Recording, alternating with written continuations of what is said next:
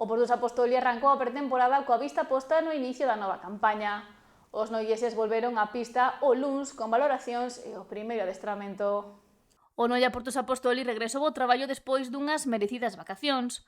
Xogadores e equipo técnico traballan xa na pista de Agustín Mourís na preparación da vindeira campaña. O luns iniciouse a pretemporada, un longo día cheo de reencontros, presentacións, probas e o regreso ao parqué. O presidente Severino Barreiro e o director xeral Javier Barreiro realizaron a tradicional presentación de comezo de curso.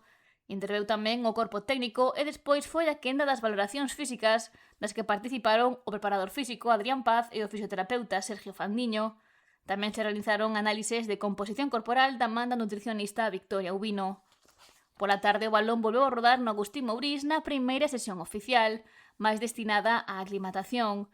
Participaron todos os xogadores do primeiro equipo dispoñibles e Mosquera e Cristian, porteiros do filial, que realizarán a pretemporada ás ordes de David Palmas. Di Fanti continúa en Brasil por asuntos burocráticos, Leocín e Peixe lesionados realizaron traballo específico. Os adestramentos continúan estes días e prolongaránse ao longo de 5 semanas. O primeiro amistoso está programado para o día 15, no que os brancos se medirán o Caxinas en Redondela. Esta preparación ten o obxectivo claro, chegar na mellor forma posible ao debut da Liga Prime Futsal.